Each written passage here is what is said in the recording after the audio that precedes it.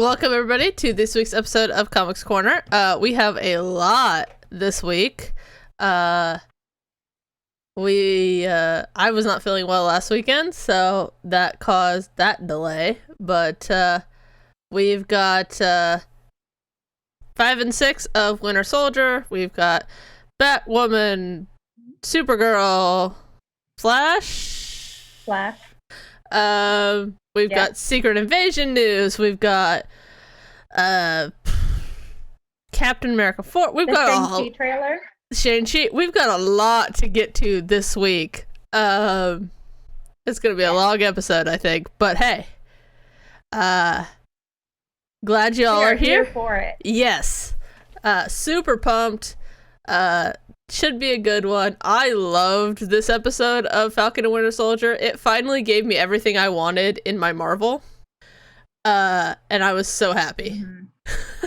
Like, give me big fight scenes. Yeah, to kind of to spoil our review of it, which we'll get into detail later, I think that they wrapped this series up the absolute perfect way.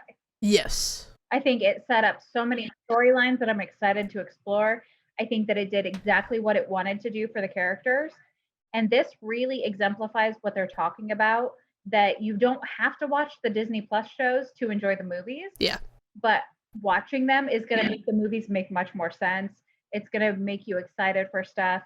This is like the little side journey that we needed to really embrace the changes in the characters that we're definitely going to see. Yeah, and this we've already seen changes. Yeah. With at least 3 of the characters. Yeah, and this, kind of exemplifies what they've been talking about, which is, it fits in with the movies, but you don't have to watch them, and if you love the character, then you can go back and watch them. And learn more about those characters. Dr. Buck says I loved it as well. Welcome. This really worked. Like, this series specifically has been very controversial in its approach to a lot of things. And I'm sure it's made people happy. I'm sure it's turned people off because you can't make everybody happy. But it was nice to see them wrap it up in a way that is just very MCU, and I loved it. But I digress. We will get into that a little bit later on. We'll get there. We've got so much going on. Excited. Yeah, it's crazy. Anyways, how have you been, Christy? Since I feel like I haven't seen you in a hot minute. Yeah, it's been a couple of weeks. We actually, I'm feeling very rushed because we just got back from buying some plants because I'm taking my time and actually planting a garden. Nice. I mean, I'm not growing anything except for flowers, but it means a lot to me. And I got to see my cousin this week. We're both vaccinated and he's down here golfing with some friends. And he was like, hey, I'm going to be in town. And I haven't seen my cousin in several years. It was so good to hang out with him. So I'm actually having a really good week. I'm really enjoying it. I am glad. My week has been a freaking roller coaster. I got some family health news that is not good, but at least optimistic in its outlook. And so I've just been hella stressed for the last couple of days, but excited to hang out with you guys and to geek out, as we say. So we've got a lot of news, but before we do, let's roll the intro.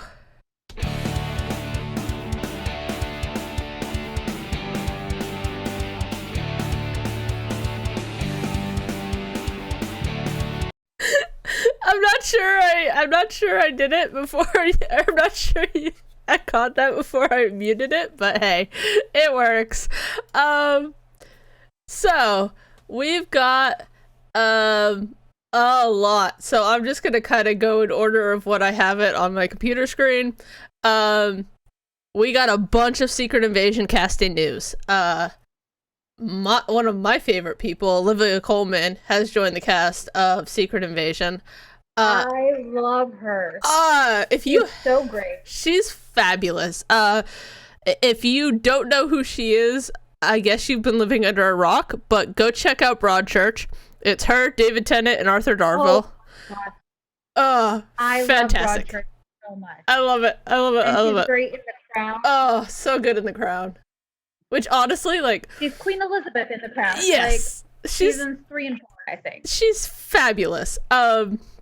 So good. Has this like inherent quirkiness that Mhm. comes across in her characters, where she's serious, but you think that she's also hilarious while she's serious. Yeah. So I can't wait to see who she plays in Marvel. Yes. I'm so excited for this. Now, and I should preface this, this is the Secret Invasion TV show. So, Secret Invasion is getting very complicated. So it's, they set it up a little bit at the end of WandaVision. That's leading into Captain Marvel 2, where we'll get some more setup that then goes into the TV show, that then goes into the Avengers level movie that is going to wrap everything up. Yeah. Excuse me. Speaking of queens. It's going to be very woven, which yes. makes so much sense for the storyline, because the Skrulls are shapeshifters anyhow, and the fact that they are going to weave in and out of the TV shows and movies, I think is perfect. This is going to be so fantastic. Yes. There's also, speaking of queens, we also have the Queen of Dragons joining the cast as well, Emilia Clarke, who, I'll be honest, I mean, I've seen some stuff that she's been in, and she's been okay. She hasn't really found her stride outside of Game of Thrones, so I'm hopeful that this is a good turn for her. Well, she did. I enjoyed her in the Han Solo movie. Yes, she wasn't bad. She was in Star Wars. I liked her acting. I didn't particularly like her character, but that's a personal thing. I didn't like her character either. That's a personal thing. That's a whole different story. Her character was a horrible person. Yeah, it was. But her acting was real good. Yeah. Also, we have she's another person that's really like just seems really friendly and happy all the time. Mm-hmm. Yep. We finally have a Sony Disney deal where all of the Spider-Man movies will now be coming to Disney Plus, so that's exciting. We got confirmation that Russell Crowe is playing Zeus in Thor: Love and Thunder, which is currently filming. I am looking forward to that. That's gonna be funny. Yes, that's gonna be hilarious. It got announced yesterday that the head writer and show creator for Falcon and Winter Soldier are developing Captain America 4, which will be interesting in terms of what they do with the character going forward. Excited about that. I like that though. I feel like they're gonna carry the same vibe. Yeah. So the storylines that they set up, the characters, we're not gonna have like we did in Star Wars that, suddenly everything from movie 8 didn't make sense and wasn't important. Yeah. For movie 9. You're not gonna have that where you just drop everybody and tell whatever story you feel like. Yeah. Hey, Johnny. Makes a lot in this end. Yeah. So, and then for the last of our Marvel news, which is a lot, we got the Shang-Chi. There it is. That's the right word. Trailer. That looks freaking amazing. I was so impressed. Phenomenal. Yeah. It looks. For anybody who watched the Netflix show, this rectifies everything that you hated about Iron Fist. The martial arts action looks amazing. I was just gonna say that. I was like, this is what I thought Iron Fist would be. Honestly, like this looks fantastic. This is what we hoped Iron Fist would be, and it never was. Now, fun little fact. It looks great. The special effects look great. Yeah, the actor who's playing Shang-Chi, has been bugging Marvel about this role for the last 10 years. Like, seriously, that's like amazing. On Twitter and stuff, like that's how we got to this point. So I'm super excited for this. It looks fantastic. And another fun fact, that actor is a practitioner of Taekwondo, and he's also a stunt person. What's a stunt actor himself. Gotcha. So that's just playing into the fact that he knows what he's doing. Yeah. Everything is going to look really good, really seamless. It's going to be good action. Yeah. I'm super, super pumped. It looks like that fantastic. That's coming out in September, I believe it is. So super pumped to go see that on the big screen. This is, I think this is the first trailer we've seen for it. Yeah. Correct me if I'm wrong, but I don't remember seeing one other than that. No, this is the first one. It's been in the can for a little bit, but they've spent so much money stopping and restarting the Black Widow marketing campaign that I don't think they could afford to do that with anything else, honestly. So, for DC news, there isn't a whole lot, but the big news comes out of the comic world. They are launching a Superman Son of Kal-El comic, which will be Jonathan Kent based. It's going to launch in July as a monthly series, so that should be interesting. They're also launching they're launching a new run of Supergirl, written by the same guy who has been writing Batman and Catwoman recently. So that'll be fun. And then and then we've got Action Comics 1033, which I find it fascinating that they're still writing Action Comics 80 years later. Like, we just had the 80th anniversary of Action Comics #1 on the 18th, I think it was. That sounds right in my head. Anyways, that sounds right. I'd have to scroll for a while to tell you. Yeah. So, but yeah. So that's DC for this week. And right after this, we will be in with our This Week in Comics History.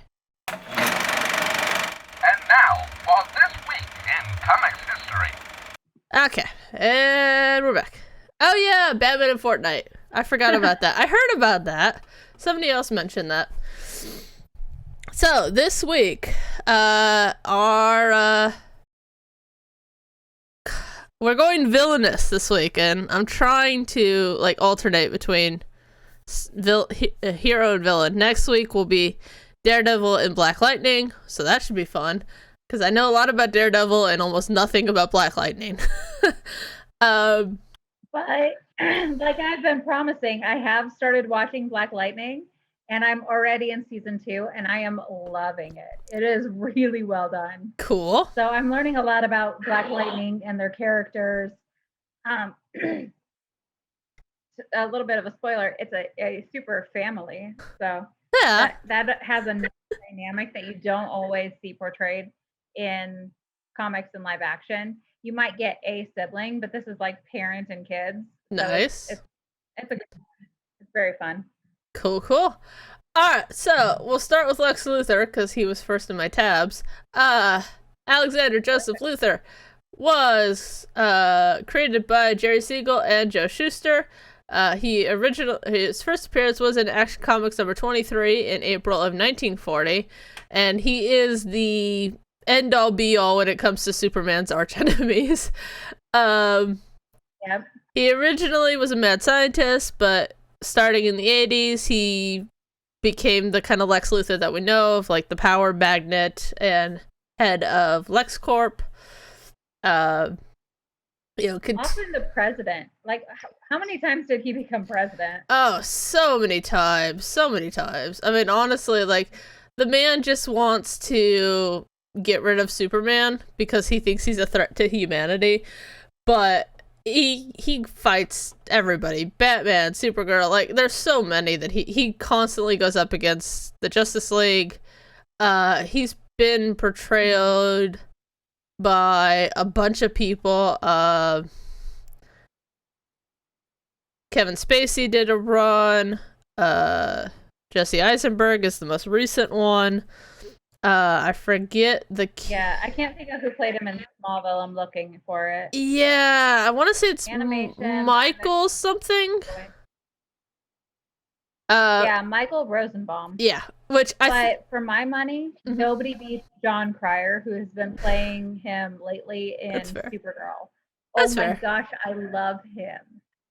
John Cryer as Lex Luthor seems like the weirdest choice you could possibly make, and it is fantastic.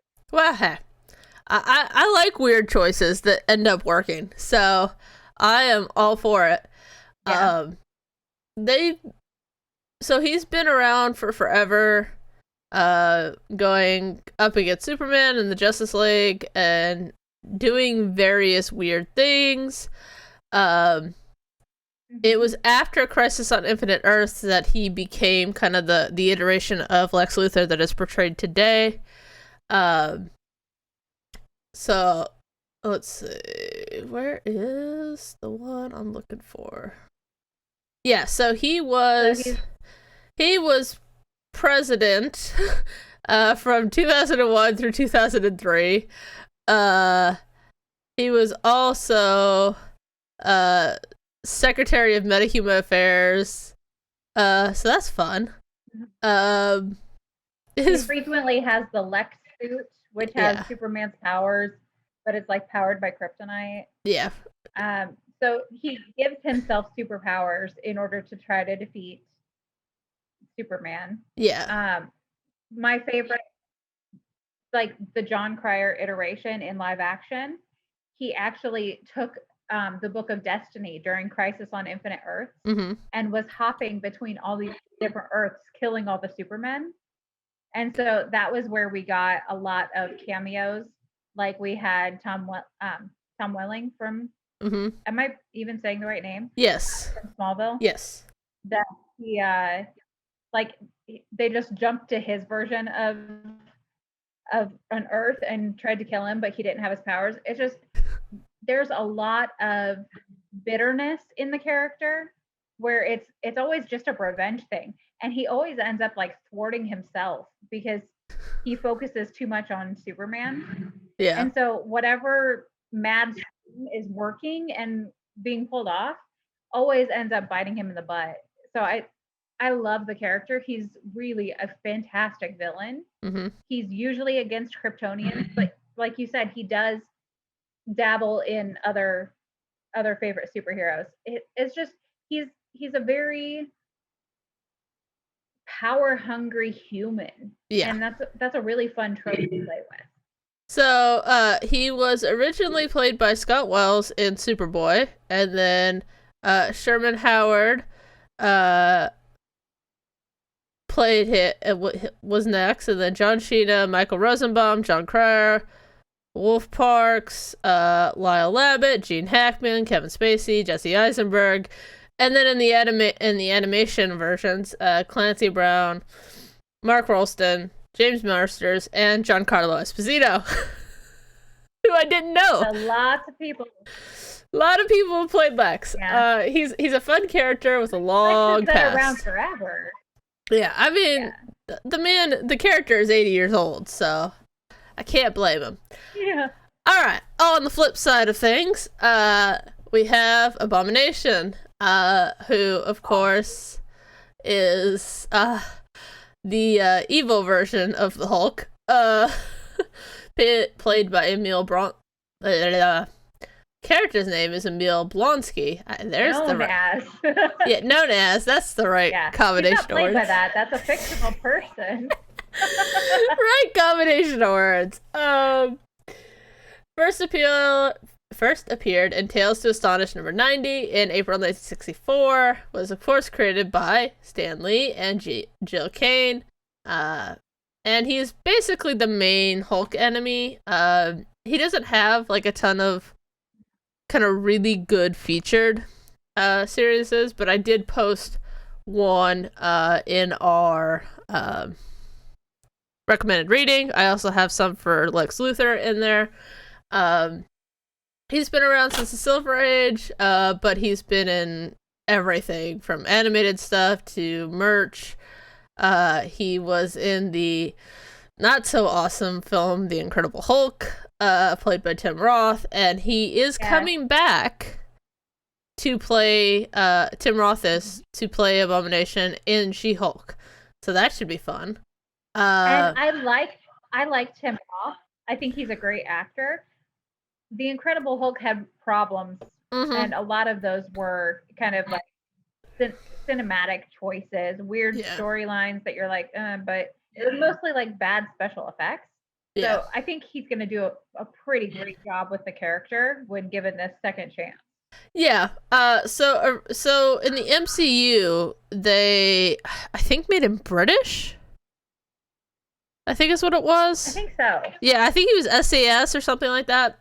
Which, if you don't know, is Special Air Service. It's basically the British version of like. Yes, he was a Russian-born British. Yeah, that's what person. it is. So they paid homage to the Russian background, but kind of, I guess, made it make sense why Tim Roth was playing him, because Tim Roth is British. Yeah. So, I mean, like you do. When in doubt, Marvel likes to cast people from England. I mean, you're not wrong. Well, they also film a lot in England. Excuse me. They do. So, he's been around a lot. He's had some fun battles with people like Silver Surfer. He got restored by Mephisto at one point, because everything involves Mephisto nowadays. I love that. So if for somebody who's not familiar with this character, basically he is to Hulk as the super soldiers are to Captain America. Yeah. So it was them trying to recreate whatever happened that caused this superhero. Yep. In this case, the Hulk. But they didn't get the formula right. He wasn't the right person. Something goes wrong. And so he's got all the powers of Hulk, except he's kind of a gross mess and like evil, and that's how he becomes the Abomination.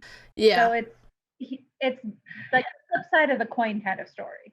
Yeah, he's he tried to, basically be the new the new and improved version of the Hulk. So, think the Hulk with military training, basically, is what they tried to do. And of course it was imperfect, so it failed spectacularly. Yeah. But interesting characters. Marvel does run that storyline a lot. Yeah. Yep. Some really iconic villain matchups for some of our favorite characters. Yeah. Really nice. Yeah, a good hero is nothing without his villains.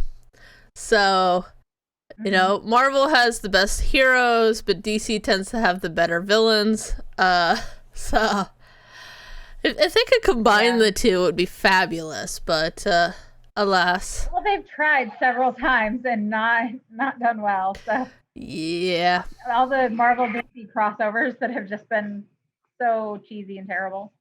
Yep. So we right after these commercials, we will be back with our recaps for Falcon and Winter Soldier, Batman or Batwoman, Supergirl, and The Flash. So we will see you guys right after this. Hey there, Bounty Honeys fans. The Llama here to let you all know that the Honeys have an official merch store. You can get merch from all your favorite honeys, plus you can get our very special Bounty Honeys charity shirt. The proceeds of that one go to whichever charity that the Bounty Honeys are currently supporting. The one we have coming up is To Write Love on Our Arms. And you can't leave the store without getting an official Team Llama shirt to let the world know that Kate Gaming is always sus. The merch link is in our official Discord server. It's either down in the description below, or if you're on Twitch, you can hit !Discord. We can't wait to see photos of all of you repping your favorite Bounty Honeys. What's up, everybody? It's your girl Kate Gaming here from the Bounty Honeys, here to tell you about our Discord channel, where you can keep up with the latest Bounty Honeys news, including when the Comics Corner podcast, hosted by Critty K and Geek Girl, is being live recorded, when Swugga videos are released by the Llama and Kate, and when we are going live on our personal channels. To join our Discord, check out the link in the description below. Too early. Whoops. And we're back. I'll fix that in post. Anyways, I got a little excited. Came back early. So before we get into, I have a hotkey. Let me press it. yeah, pretty much. It's live. This is what happens when I try and produce stuff live. Anyways, before we get into Falcon and Winter Soldier, Critty, take it away with our DC's recaps. Okay, so for DC, we've got a couple of weeks to catch up on. We have one episode of Flash, and this one focused on Frost as a character, who is the alter ego of Caitlin Snow. It's somebody, like, basically she developed a dual personality as a kid, and Frost has cryogenic powers, so she'd kind of take over and protect her. And in the recent episode, they actually split into two separate beings.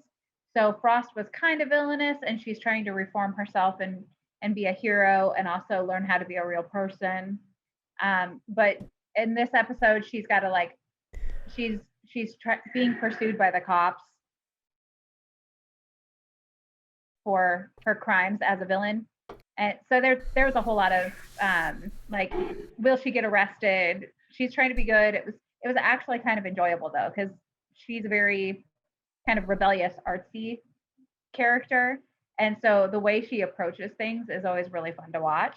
And it's fun to have things that aren't focused directly on the Flash. Gotcha. Talking about, like, the other characters in the series. So I really liked it. And the Speed Force, like, I've been feeling like she might end up being this season's villain. Mm-hmm. But in this one, she and Barry kind of had a heart-to-heart. And so it was like, okay, maybe she's just, like, super awkward. Gotcha. And she's not villainous. They really, like, got into the nitty-gritty. Like, this whole story arc is, like, emotional journeys for everybody. Uh-huh. So it felt like the same thing with that. This is Barry learning how to, like, let go of what he thinks the Speed Force should be, because the Speed Force is becoming more now, and all of that. So it might just be an awkward relationship, but I've got my eye on it, because she might still be evil. I don't know. Gotcha. So flipping to Supergirl. This exactly same as what was going on with Flash. 2 weeks ago, the episode was all about emotional journeys. Literally, like, every single character, somebody was dealing with grief, somebody was dealing with depression, somebody was angry, somebody was, like, focusing on their mental health. And what a lot of people were talking about, it actually was trending after the episode 2 weeks ago, Uh-huh. was Lena Luthor. She has a very toxic relationship with her. Mhm. They're half brother and half sister. They're raised together, and they've always had a very competitive and destructive relationship. Gotcha. So Lex had been arrested, and he was acquitted at trial because basically he wanted to just like, prove that he's power hungry, and that's not a bad thing, and that was a whole separate issue. But Lena finally, like, stood up to him and said, I am no longer going to participate in this toxic relationship. I'm done. You can have the company, you can have everything. You're going to run it into the ground because you destroy yourself, just like we were talking with the character. Yeah. And walked away. And it was like, a lot of people were really praising the writing and the acting with that, Mm-hmm. as being, like, very self-empowering, a really healthy choice for the character, and, like, a way for people to kind of do that in their own lives if they've got a relationship that they should really just walk away from. A way to say, hey, this is maybe something that you could try to do what's right for yourself. So it was like an emotional journey. Like, I don't think I cried, but I certainly could have. It was, I mean, everybody was having, like, tearjerker moments. It was crazy. Huh. And then this week's episode was slightly more actiony. So we had these phantoms that got out of the Phantom Zone, and they did a lot of fight scenes in order to try to like stop this main Phantom. And we had like we would go between the super team and we would go to Supergirl, who was in the Phantom Zone. And so she was having her fights, super team was having their fights, and ultimately they the super team had to choose to sacrifice this way that they had figured out to try to find Supergirl in order to save all the people. Gotcha. And then they set up the next episodes, which is actually going to be a time jump. So they are going to time travel back to whenever Supergirl was in high school, which I wish was another 90s episode, but I don't think it's going to be. So they set that up because Dreamer was having visions of high school and didn't know what it meant. And then at the very end, they were like, oh, well, this one thing happened. Kara lost her powers for a minute back in high school. Oh, isn't that funny? And that is exactly the thing that they need to try to break her out. So this is the 4th episode of 20 episodes this season. So I think that what's going to happen is we're going to continue to have 2 storylines running parallel. I don't think Supergirl is going to break out of the Phantom Zone anytime soon. Gotcha. And if she does, it's going to be she breaks out but doesn't get back to Earth. I really feel like that would be the way to wrap up this series because this is the last season of the show. I really think whatever happens, it's going to end up being that Kara finally gets back to her Earth and her city right at the very end of the season. And she like flies over and she's like, this is my city to protect. And then fade to black, you know? Yeah. So I feel like it's going to be a whole season worth of them coming up with an idea, but having to use that idea in order to save other people instead. So like this one, it was really fun, but it was definitely one of those episodes where you're like, it could have been a season finale, or it could be just a middle of the season episode, and then you only know in the last couple of minutes if whatever they're going to do is succeed. Okay, well that makes sense. Okay, Batwoman. Okay, 2 episodes ago is Batwoman War on Drugs. Ooh. She is fighting against the false face. Oh no! Sorry, where'd you go? My Zoom is being weird. Sorry. Okay. Okay. Well, our bad guys right now are the False Face Society. So Black Mask, the guy who wears a mask and is very sinister. His whole stick is that he has created this drug called Snakebite. And it's called that because you have like 2 little injectors, and so it makes a little snake mark on your arm. And so the woman is going against that. She is trying to stop them, trying to her ex-girlfriend, like Ryan as a character, her ex-girlfriend is wrapped up in this world and trying to get out.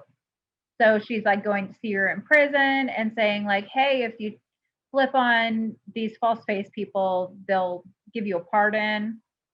But she ends up getting kidnapped. So that, and actually the second episode is going to be Batwoman and one of the characters from the security firm, which I still don't understand why they act like cops. I still don't get that. But the 2 of them are trying to save Angelique, which is the character name, from the False Face Society. There is a character that just appears because she's consulting with these crows. Like Crows is the name of the security firm. And her name is Dr. Rhyme. And anytime somebody comes up in DC Comics and has a name like Rhyme, you're like, oh, I know you're secretly a bad guy. So she turns out to be Enigma, who is like a hypnotist lady. She worked with Mystery Island, that whole storyline. She's the one who made Alice forget her memories. And supposedly in the comics, she's actually Riddler's daughter.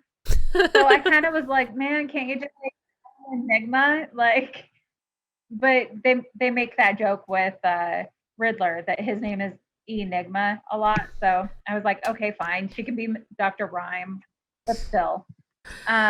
she actually plays into the second episode as well. But these two just kind of go together really well, where you're talking about the same storylines. But in the second episode, the main thing of that is Alice decides that she wants to forget all about Kate, and she decides to go find Enigma and have her memories erased. But turns out it is not as easy as she thinks. And her boyfriend shows up, and they both get their memories back. So it's kind of reading like a soap opera right now, but set in Gotham City. It's a lot of people coming back from the dead, people losing their memories, gaining their memories. And with this snakebite stuff, the Batwoman's father, which is Jacob, he is the leader of the Crows, which is how they call him. That sounds really weird now that I said it out loud, but that's what they call him. So he's in charge of this like security firm. He started it, and he was injected with this snakebite stuff. So now he's using, and it's apparently so addictive that he doesn't have a choice. Like he's just addicted to it now. Gotcha. And so I think that that's going to come back to the next few episodes. With Kate is still coming back from the dead. We haven't seen her these last two, but we have seen enough that we know she is alive and disfigured, and it will be played by a new actress. And somehow she's going to come back and really screw with his head because he's going to be on drugs and not understand that she's alive. And there's going to be a whole thing with that. So that's basically DC shows right now. Okay.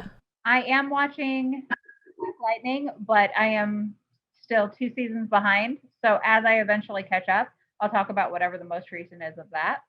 Gotcha. But if you haven't watched Black Lightning, watch it. It's sadly still relevant because the very first episode, he gets pulled over by the cops who want to accuse him of robbing a convenience store. And he's like, I am literally wearing a tuxedo right now. Was the person robbing your convenience store wearing a tuxedo? And they say no. And he's like, then why did you stop me? Like, so it's sadly still relevant. Has a lot of really good acting though. And I am losing my voice now. It's okay. I'll just talk more. Good. So, Yeah. Falcon and Winter Soldier. I have notes, so I'm going to be looking slightly off camera because otherwise I will forget everything that happened. I also just now realized I haven't been recording, so I'm going to have to go in and get the download from Twitch, but that's fine. Oh no. How dare you? Too many things going on at once. That's what's happening. All right, so EP5. I forget what it was called. Truth. It was called Truth. Yeah. Anyway, so we get the Sam and Bucky fight to take the shield away from an unhinged Walker, which is so much fun. And it's a nice fight too. That was so lovely. And he gets booted out of being Captain America by the government. And he has a really interesting moment. Kicked out of the military altogether. Yeah, well, it was a very strange court-martial, but anyways. And he has an interesting line of, well, you made me. And, you know, that's kind of the sad truth when it comes to... something that's with the military in general. Yeah, I mean, you know... I think he said something along the lines of, I only did what you told me to do. Yeah. And a lot of that, it is very relevant. Yeah. Like, a lot of people who are struggling as they come back to the States, it's because they have done exactly what was asked of them, and sometimes that's pretty horrible things. Yeah. And they can't just turn that off and go back to being a regular person. Yeah. And you know, and it gets into a wider discussion of how we treat people that we call upon to be warriors. And, you know, people look at them like they're crazy when they go through something and the first thing they want to do is go back right into the fight. And it's like, but that's how they are. Yeah. That's how they're designed, you know. We have guys that we only break in case of war, you know, kind of thing. And so they're not. And that's what makes sense to them by that point. Yeah, exactly. That's like the world that they can understand. It has rules that they can follow. Yeah. You just dump somebody in Indiana and they don't have those same rules that they can follow. They might struggle. Yeah. And you wonder why so many VA hospitals are overrun with people needing help. Yeah, exactly. So major spoilers, but so we meet Contessa. Yeah, I'm gonna butcher this badly. Contessa Valentina Allegra de la Fontaina. I think I said that right. Not bad. I suck Val. at like pronouncing call me things. Val, but don't call it to my face. Just think it. Yeah, just. I loved how she played this character. Oh, I love it. So she has a long history in the comics, mostly working for S.H.I.E.L.D., but in the comics she worked for Leviathan, which if you saw Agent Carter, they dealt with Leviathan quite a bit. And through that, in the comics, she was able to infiltrate both S.H.I.E.L.D. and Hydra. The theory is that she is going to be Madam Hydra in the MCU, which I am all for. So that's a lot of fun.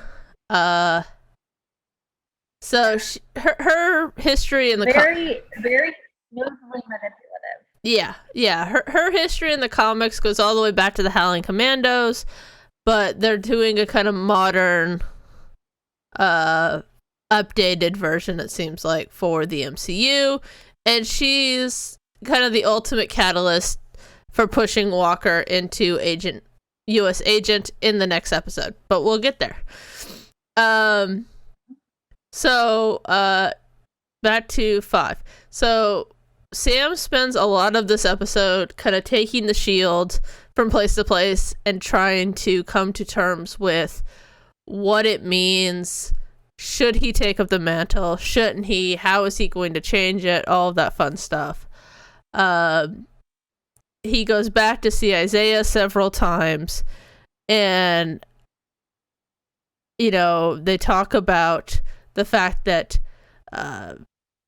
while his fellow tough subjects weren't stable, they still sent them out. He went to go get them because he's not going to leave a guy behind, and then threw him in prison for 30 years. And it's honestly, it's pretty dang close to what the comics were. And unfortunately, well, governments all over the place have a history of treating people badly. The U.S. is no different in that respect. And so it's sad, but he has an interesting line where he says, you know, they were worried about my story, it might get out, so they erased me, my history, but they've been doing that for 500 years. And he says they will never let a black man be Captain America, and even if they did, no self-respecting black man would ever want to be. And I understand as a character why he would be bitter. He's gone through horrific things in his life. And it's unfortunate that he had to go through that. It should never have happened. But unfortunately, people in power will always want more power. And when you dangle something like Captain America and a super soldier in front of them, they're going to do everything they can to get that, even at the cost of human lives. And while they did a lot with Sam struggling with this, and I'm glad in the end Sam decided to not be bitter. He decided, you know what, I'm going to pick this up and I'm going to show people that change is possible by doing it myself. And so we get some interesting fun little things. You know, we get Bucky turning over Zemo back in Sokovia, which is very interesting. Let's see. And then we see Ao taking him to the raft, which is highly entertaining to me. Yeah. And I know I'm going out of order, Bucky's line. I know, but Bucky's line right there of "I'm gonna need one more favor." Mhm. That was a great little tease for what was about to happen. Yeah. Because it makes so much more sense when you see Sam show up the first scene of episode 6. Yeah. Like yeah, okay, so he has a suit. You knew he was going to have a suit. Yeah. But the fact that it comes from Wakanda, Yeah. it makes so much more sense, and it makes it cooler. Yes, 100%, 100%. And then, of course, the episode ends with Carly activating a bunch of Flag Smashers, with Baltrock showing up, which I have to say, I loved so much that we had a second Baltrock Captain America fight. Like, it just made me so happy. Oh, it was good. It's so great. And, like, he showed up, and the fact that Sharon said, I was like, oh, she's the power broker. Like, I was more convinced than ever that she was the power broker, which was so great. You called it so early on. I'll be honest. Part of it was, what just happened? Honestly, I've been on a revenge kick, and she plays bad so well that I was like, you know, there's a reason why you hire someone like that to play this character. You know, there's a reason why you hire a oh my gosh, Tom Felton to play a bad guy. Okay? You don't hire him to play a good guy. And of course they ended the episode with teasing us about the case, and I was so mad. It was so annoying, but so great. Like, but then we got an after credit. Yeah. Yes, with we did get an after credit finally. Yeah, with Walker building a shield. Which I have to say, it actually looked pretty good, even though I'm pretty sure they never said he had welding skills, so kind of confused on how he was suddenly able to do that. But, sheer determination and anger. Yes, that was fantastic. Okay, I gotta go, this article that I have that's like my recap, I'm just like, wait, this is not in order. Okay, so we start with the epic fight sequence of they're at the GRC. They've basically shut down the meeting that was happening at the very end of the previous episode, and we see. So we're talking episode 6 now. Yeah, episode 6. Sorry, I should be more clear. The last episode of Falcon Winter Soldier. If you haven't seen it, it's called One World, One People. Yes. If you haven't seen it, stop now. Go watch it and come back. So One World, One People is the title. Yeah. And that is also the chant of the Flag Smash. Yes. Okay, now we can continue. Yes. So we've got Bucky showing up to get everything under control in New York. You've got Sam flying in the badass Captain America suit. Like, that thing is sweet. It is also 100% comic book accurate. It also doesn't look very comfortable to wear. Like, especially the face part. Not a bit. And I just kept looking at the ears. Like, his ears were sticking out. Yeah. And I was like, that just feels uncomfortable. That seems so weird. So we've got that happening, and then we've got Sharon showing up, and I was like, oh, you're here to protect your own interest. And then so we get multiple fights with the Flag Smashers. Walker shows up at some point, and there's a very powerful image of his shield getting dented in because it's imperfect like he is. And I was just like, oh, that hits hard. That hits really hard. So then we've got they decide to start blowing up the vans that they've got everybody in. And they tried to evacuate the GRC, but that was actually part of the Flag Smashers' plan. Yeah. Was they hijacked the trucks in order to take people hostage. Yeah. And they hijacked a helicopter. So we've got 2 trucks and 1 helicopter and lots of hostages.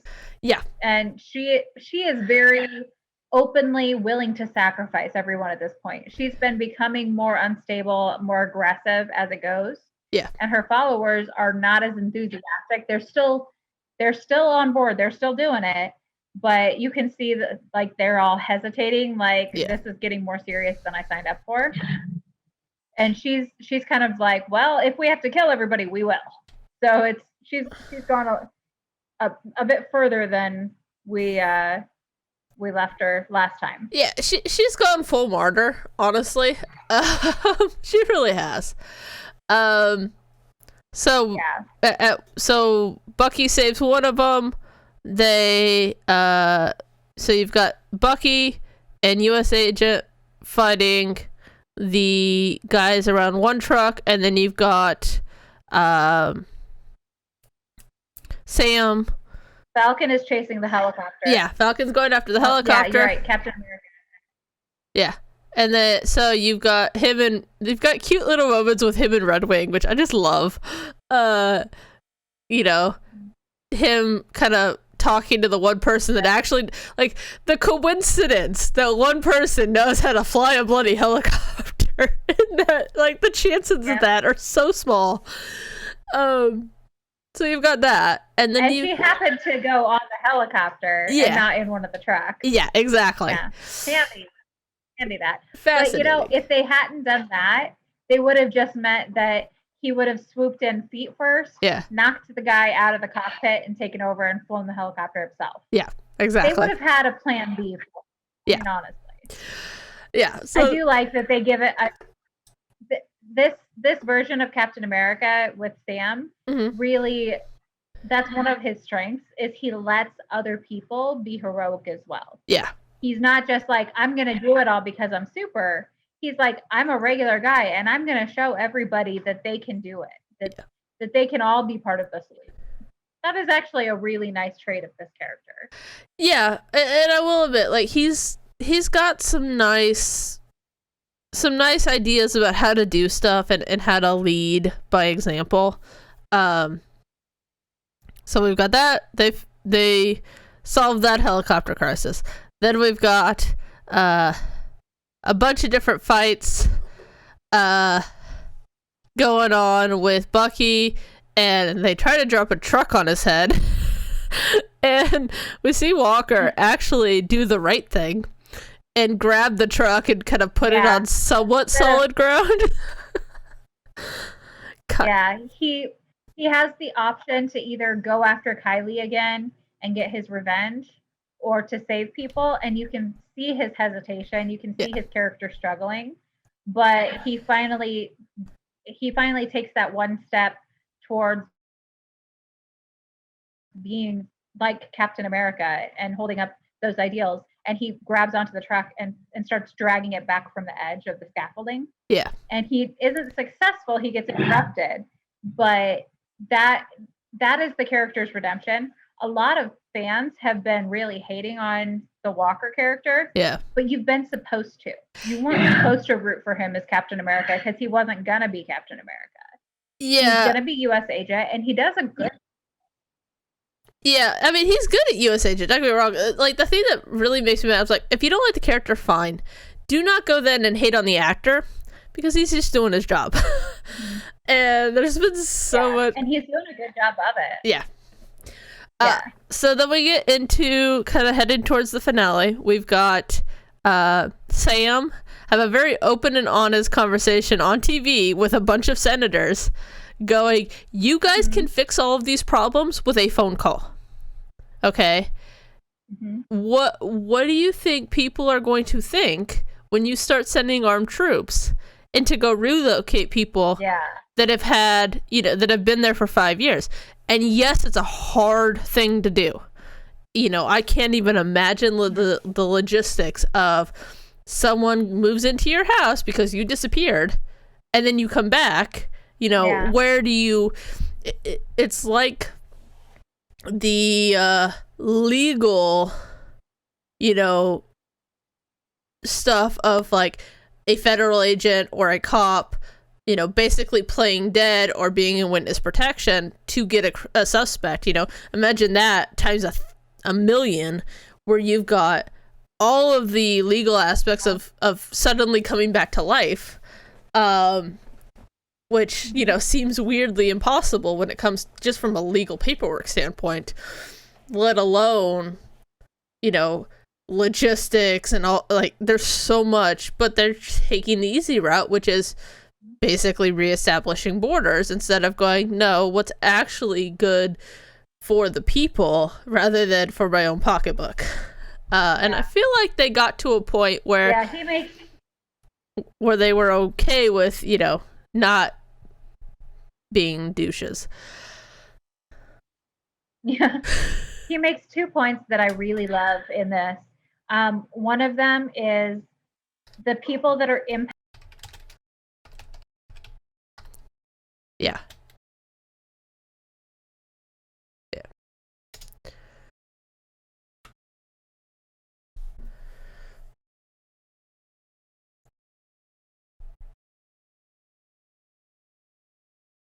Yeah.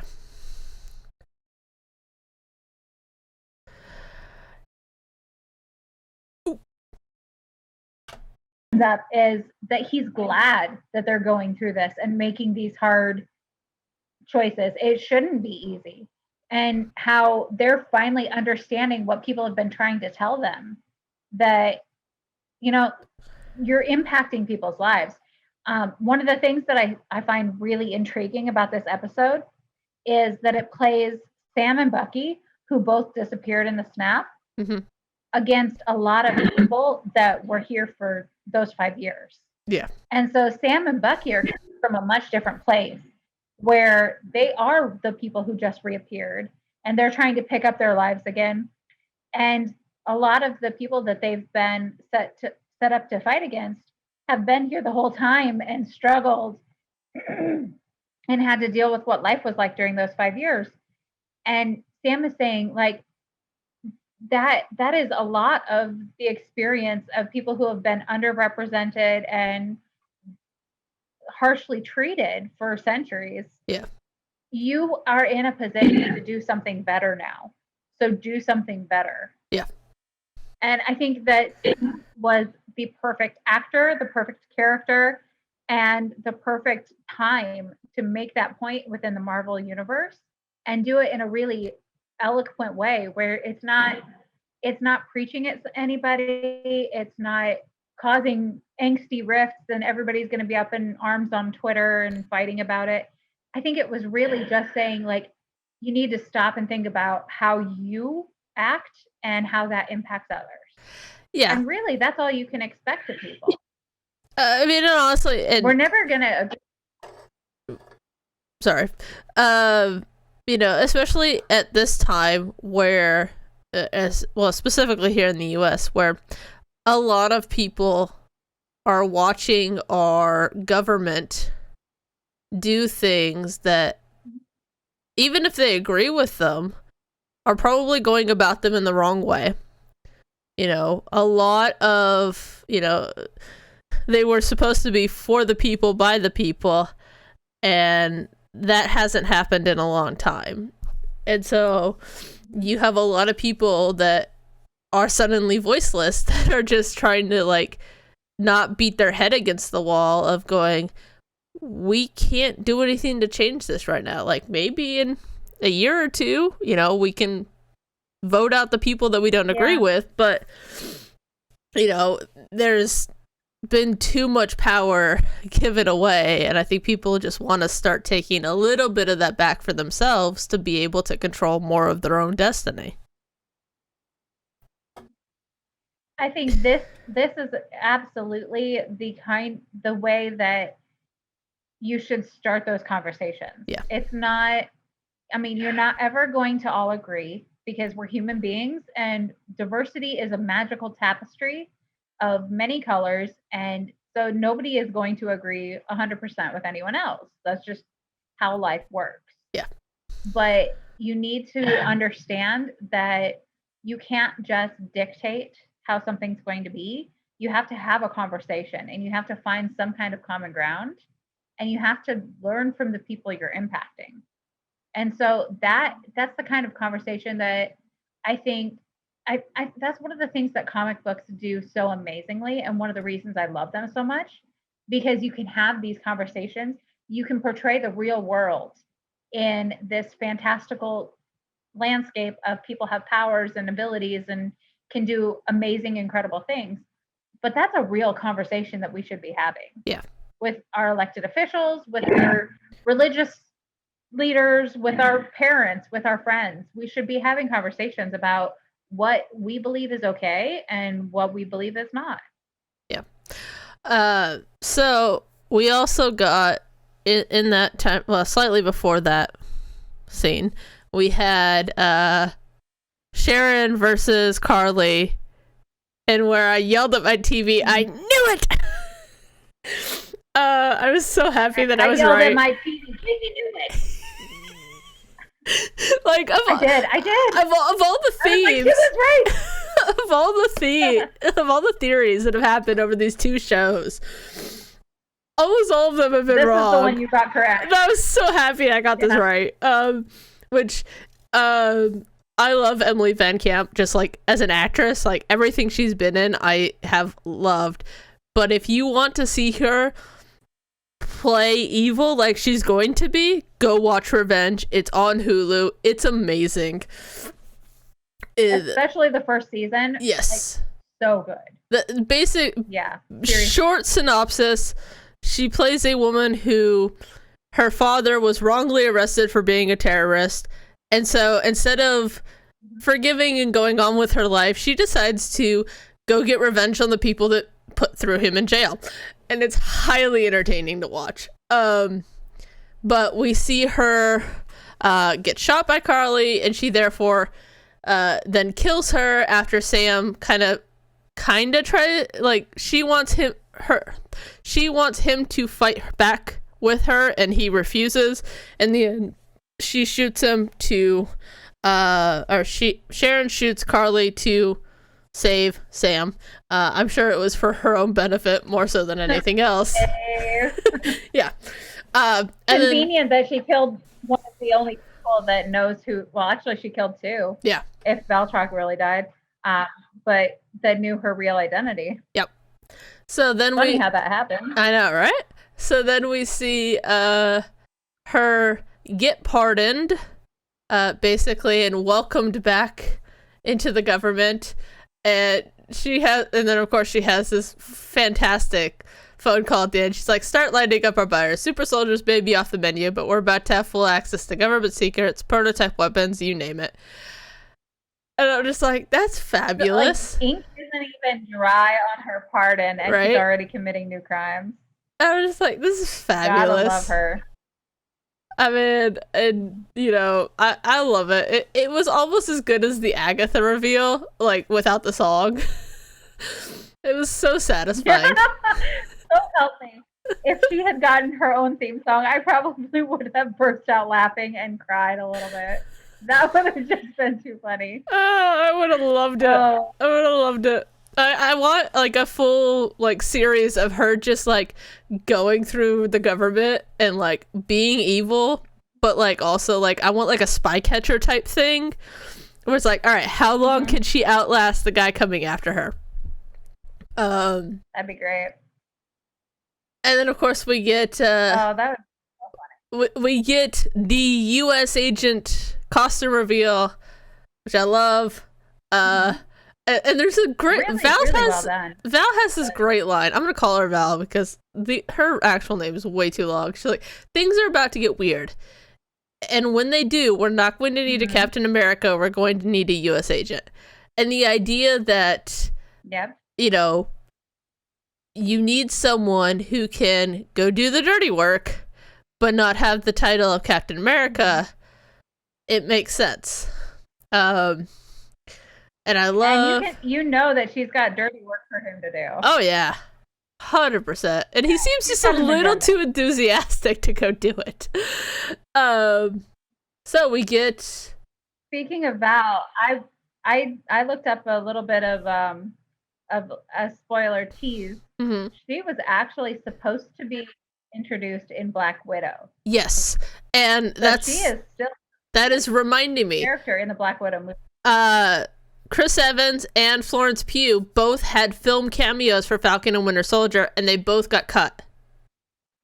So, I'm not... I hope that we have like a behind the scenes for it for next week. We should. Maybe they'll show it. We should. Like, I'm extra bonus scenes. I'm not sure why the Chris Evans one got canceled. But the Florence Pugh one, I'm assuming, was because of Black Widow. Because there was just too much time in between the two. And one of my favorite moments, I love that they added an Isaiah Bradley section to the Captain America exhibit. Yeah. And I'm like, I know this is like the third time you guys have made this exhibit. I want it to actually be at the Smithsonian, and it's not, and it makes me mad. It makes me You're like, so you freaking keep building mad. This exhibit. I'm like, There should just be a Marvel museum by now. I live 3 hours away from DC. Gosh dang it, and I want to go see this thing. Although I have seen a slight tangent alert. Forever ago, they had behind or inside D23 did this like traveling exhibit where they had a whole bunch of Disney artifacts and stuff, and it was at the Reagan Museum in California. And it was fabulous because they had stuff like the shooting model from Pirates of the Caribbean. They had the set pieces from Mary Poppins, which I geeked out way too hard over. They had the exact recreation of Walt Disney's office, which just slayed me. But my favorite, they had the locker from the helicarrier with Captain America's uniform, shield, all of it. And I was so happy. I was geeking out so hard. Nice. So, and then we kind of end the episode with a lovely little, like, community moment of Sam with his family and Bucky. And I'm convinced that Bucky is going to get it together with Sarah. Like, I'm convinced. Oh yeah, I fully expect that. Sam's sister. Yeah. I loved this scene. Like this was like the warm-hearted moment that I needed. It was like seeing Hawkeye playing with his kids. Yeah. On the farm. Yeah. Bucky, especially as a character, he felt so redeemed and whole and happy. And Sam just looked like so at peace with himself and with his choices. This is why I really love that they decided to make this a TV series. This gave us the ability to really delve into these characters that, I mean, to be honest, they were pretty B-list characters. Yeah. They were supporting actors of Captain America. And in order for Sam to be Captain America now, I mean, yeah, you could have tossed him in the next movie, but he would have still felt like a B character.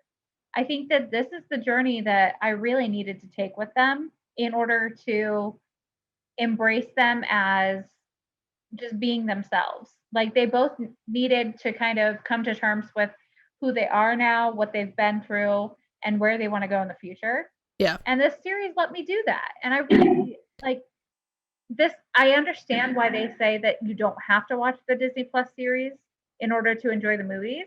But before Sam appears in the next film as Captain America, I really recommend you go back and watch this because it was fantastic. It really made me love Sam even more. And it really made me like believe that Bucky can be a hero in the future. Like he was so tragic and damaged in the movies. And like, struggling with his past and the things he was forced to do. But this, he made amends with the people that he wronged. He grew, and now he can be like a happy, healthy adult. And that it meant a lot. Like just watching that come come to pass on the screen. Yeah, I will admit. So I love one of the things that I loved is that Bucky finished his notebook and then gave it to his therapist. Which just makes me happy. And kind of said peace out to his therapist. Yeah, pretty much. You have to feel like he's not going to go to session anymore. Yeah, and I love the fact that like Bucky is like standing on a table and then there's just kids hanging off of his bionic arm. Like it just makes me happy. Yeah. It's so great. And then my favorite. It was a really lighthearted moment. Yes, and then I didn't put 2 and 2 together until after it happened, but I loved that Zemo's butler went and blew up the rest of the Flag Smashers and the rest of the super soldiers, and we see Zemo get the report on his little radio, and I love that. And if you guys haven't seen it, like, Disney released the 1 hour of Zemo dancing, and I love it so much. Like, this perfectly parallels DC and Marvel's response to their fans, right? So DC fans are like, we want the Snyderverse, give it to us, and they're like, no. And, and we'll have to make you jump through tons of hoops just to get the Snyder Cut, right? And then Disney and we're like, give us an hour of Zemo dancing, and they're like, okay. Like 2 days later it's out on YouTube, and I'm just like, I love this is fabulous. Let me copy this. Yeah, Marvel definitely cares about its fans, and the people that are making decisions, they are fans too. Yeah, they are people who actually love the comics they're working with. It's not just a job to them, and that is why Marvel is so much stronger than DC right now. Yeah, 100%. It's not anything to do with the actual storylines. It's the way that the filmmakers and directors and producers and actors are approaching the material. Yeah, they care about it. They care about their fans, and that's it. It really shows. It shows in the final product. Yeah, 100%. Yes. Well. So that's our episode for this week. We got through a lot in a relatively quick time. I'm surprised, actually. I am proud of us. We did good. Right? So what do we have for next week in history? So next week is... So we can all do our research. Yeah, it is Daredevil and Black Lightning. So pumped about that. And then I'm trying to remember if that is the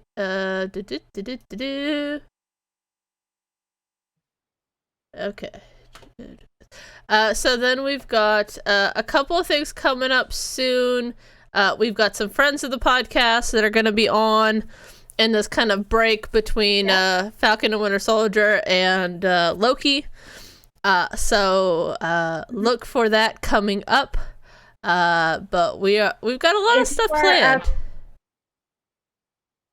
Yeah. If you are a friend of our podcast, be sure to join our Discord. Come hang out with us. Let us know what you're reading and watching, and you might influence things that we do in future episodes of the podcast. We might have you come on and be a guest sometime. So we definitely will have a lot of friends hanging out with us over the summer when some of the TV shows are kind of lagging. And we also want to really delve into some specific runs of comics, some really heavy-hitting storylines. Yep. So it's going to be a really good time. Yep. Super excited about it. Like I said, we got a lot of stuff planned. We've got a lot of stuff in the works. We've got our charity stream coming up next month. More info to that to follow soon. But we are going to be doing a very special live edition of Comics Corner with all 4 of us, actually. So that'll be fun. Yeah. Check it out. We are making Kate Gaming and Llama read some comics. It's gonna be great. It's gonna be so good. It's gonna be great. Excuse me. But if you want more information on the charity that we are supporting, it is To Write Love on Her Arms. Go check it out. All the information is in our Discord. Hey, Sith Lord, how you doing? We've got a lot of fun stuff coming up. I am furiously editing and making videos. Our merch store is on sale on the day that we are recording, so if you're watching this live, definitely check that out. If not, go check out our merch anyway. We've got some fun stuff. We've got a Comics Corner shirt, and I've been putting in our Twitch chat the link for our charity stream shirt. You're wearing a Comics Corner shirt. I'm wearing one of my loot shirts. Nice. Next year. It's my own design, as is all of my shirts. But yeah, that supports us and helps us get some projects off the ground. Yep. But the charity shirt that I have specifically linked says "To Write Love" on her arms, and we are gathering all the proceeds of that, and we're going to donate it along with everything that we raise during the stream. Yep. So be sure to support us. Be sure to check that stream out. We're going to be going for 24 hours around May 29th, and it's going to be all 4 of us honeys. And we're going to do a lot of different games, some group stuff.